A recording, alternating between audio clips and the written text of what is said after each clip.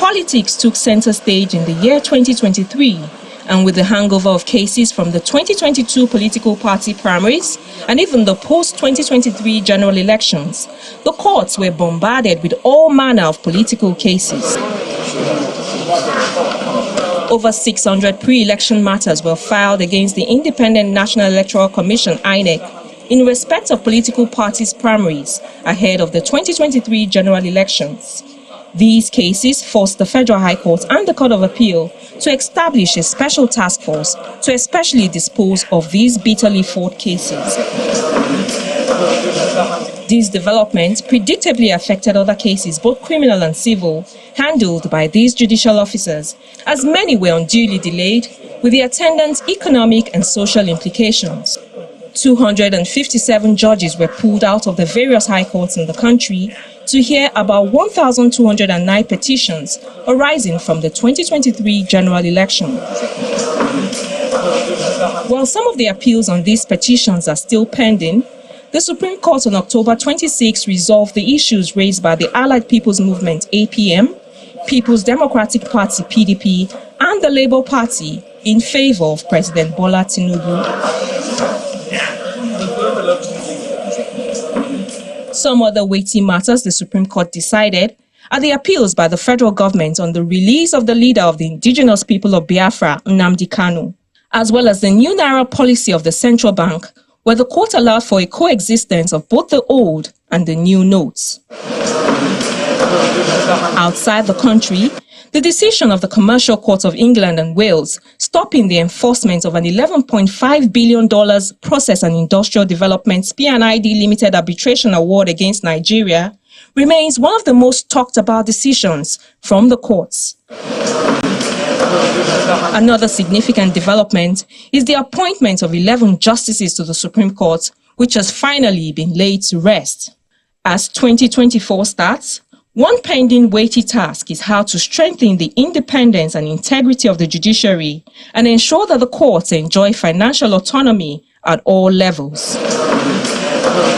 Other challenges include fast-tracking the use of technology in the courts, the speed of justice and inordinate delay of cases, technicalities, the high cost of litigation, freezing congestion and awaiting trial inmates, reforming the appointment process of judges, and how to shield the judiciary from political influence. Any matter that comes to the Supreme Court, you cannot talk about less than 6 or 7 years before it gets right for hearing. So let us do some weeding, some call it exercises as may be, whether it's criminal or civil clearance, to deal with this, so that we can make way for speedy and expeditious dispensation of justice. We must go back to the ethics of the profession and give undiluted justice to our people in 2024 and beyond. The EFCC, ICPC, and other agencies with the power to prosecute corruption cases must also step up their game this year, as no high-profile corruption case was concluded in 2023, while the Attorney General of the Federation and Minister of Justice must immediately put in place modalities to prosecute terror and other criminal suspects who contribute to the high insecurity in the country. Shola Shoyeli, Channels Television News. Let's now get some more insight on the task ahead of the judiciary in the current year, 2024. Earlier, I spoke with Senior Advocate of Nigeria, Professor Damilola Olawi. I started by asking him to assess the judiciary in the year 2023. 2023 was a year of mixed performance in terms of the judiciary, some positives and some negatives. Of course, 2023 was a busy year generally for the judiciary because of the election disputes. So all eyes were on the judiciary, both literally and figuratively. And I think to an extent, the judiciary was very active and was able to respond to the pressure that the election created. But of course, there were still concerns about, the independence, the transparency of the judiciary in handling the disputes before it, especially issues of mixed judgments coming from different levels of courts across the country. So that created, again, increased concerns about the integrity and independence of the judiciary.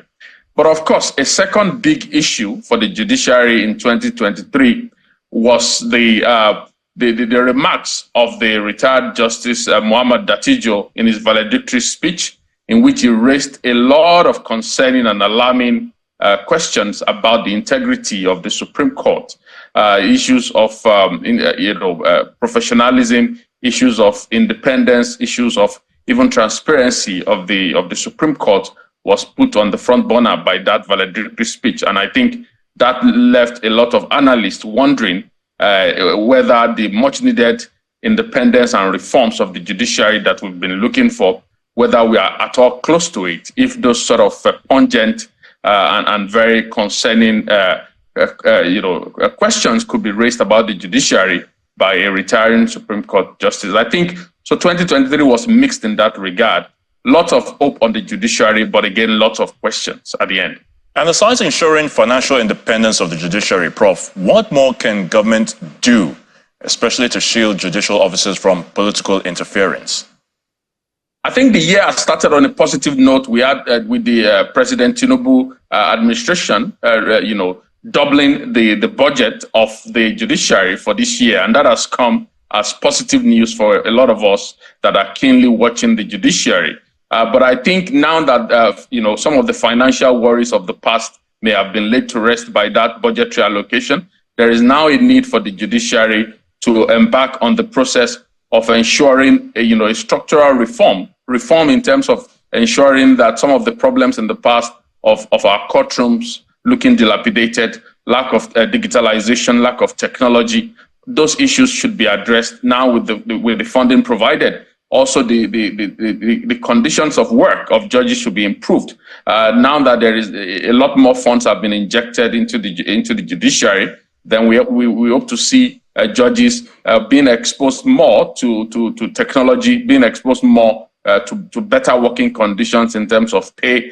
In the past, we've had judges complaining about lack of opportunities for training. And so there is indeed a need to ensure capacity development, providing opportunities for judges to join their colleagues abroad, getting periodic opportunities to go abroad for refresher courses.